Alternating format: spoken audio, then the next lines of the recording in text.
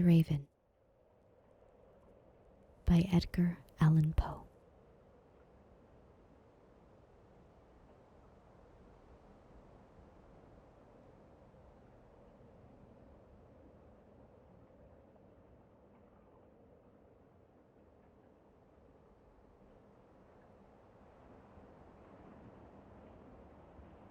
Once upon a midnight dreary, while I pondered, weak and weary, over many a quaint and curious volume of forgotten lore, while I nodded, nearly napping, suddenly there came a tapping, as of someone gently rapping at my chamber door. "'Tis some visitor," I muttered, tapping at my chamber door. "Only this, and nothing more." Ah, distinctly I remembered it was in the bleak December, and each separate dying ember wrought its ghost upon the floor. Eagerly I wished the morrow, vainly I had sought to borrow from my books surcease of sorrow, sorrow for the lost Lenore, for the rare and radiant maiden whom the angels name Lenore, nameless here forevermore. And the silken, sad, uncertain rustling of each purple curtain thrilled me, filled me with fantastic terrors never felt before, so that now, to still the beating of my heart, I stood repeating to some visitor, entreating entrance at my chamber door. Some late visitor entreating entrance at my chamber door. This it is, and nothing more. Presently my soul grew stronger, hesitating then no longer.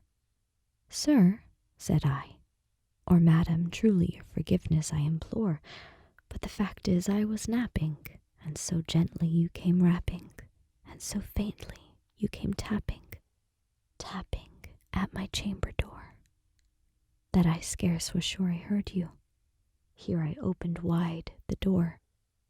Darkness there, and nothing more. Deep into that darkness peering, long I stood there wandering, fearing, doubting, dreaming dreams no mortal ever dared to dream before.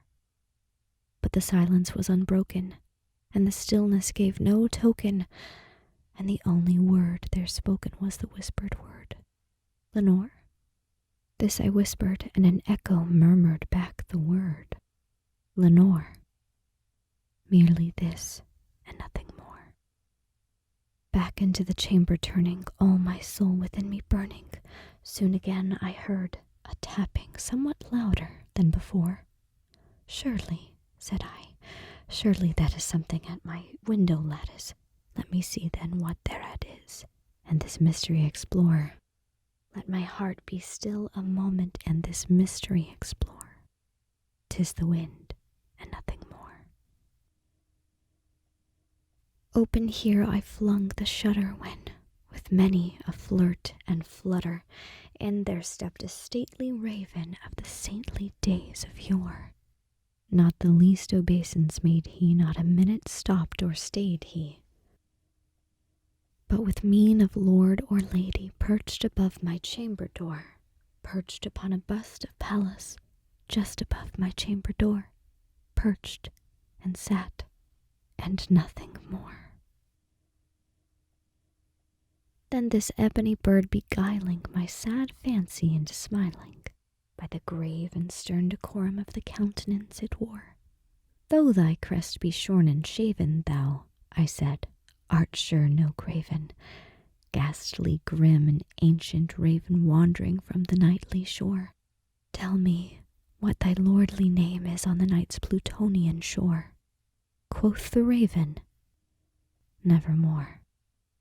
Much I marveled this ungainly fowl, to hear discourse so plainly, though its answer little meaning, little relevancy bore. For we cannot help agreeing that no living human being ever yet was blessed with seeing bird above his chamber door. Bird or beast upon the sculptured bust above his chamber door, with such name as Nevermore. But the raven sitting lonely on the placid bust spoke only that one word, as if his soul in that one word he did outpour. Nothing farther than he uttered, not a feather than he fluttered, till I scarcely more than muttered, other friends have flown before. On the morrow he will leave me, as my hopes have flown before. Then the bird said, Nevermore. Startled at the stillness broken by reply so aptly spoken, doubtless, said I, what it utters is its only stock and store caught from some unhappy master whom unmerciful disaster followed fast and followed faster till his songs one burden bore, till the dirges of his hope that melancholy burden bore, of nevermore.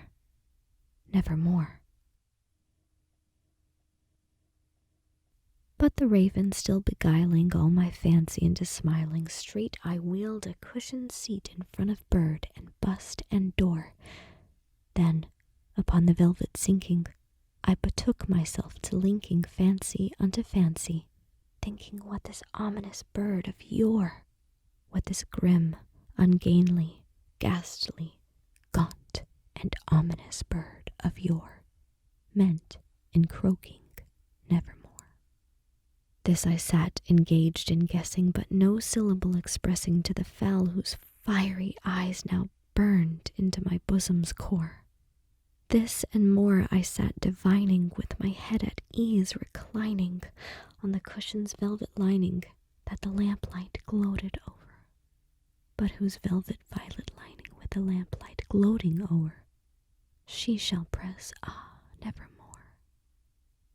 Then, methought, the air grew denser, perfumed from an unseen censer, swung by seraphim whose footfalls tinkled on the tufted floor.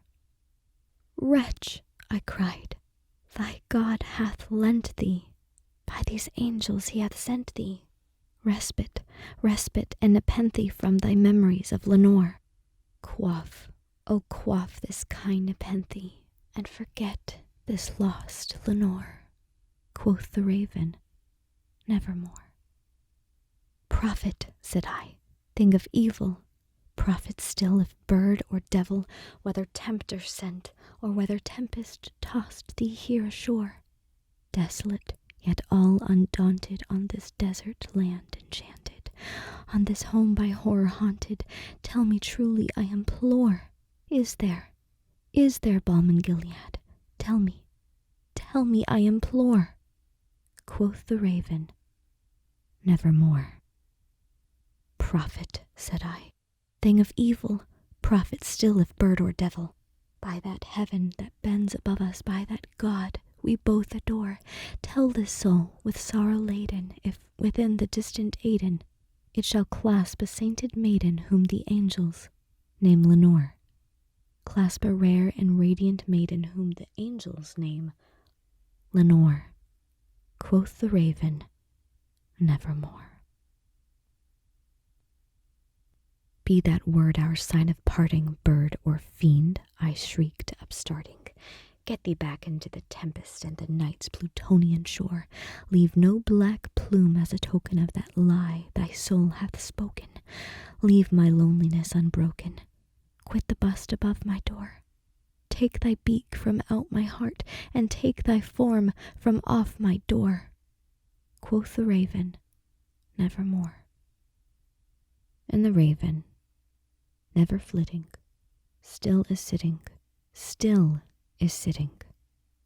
on the pallid bust of Pallas, just above my chamber door, and his eyes have all the seeming of a demon's that is dreaming,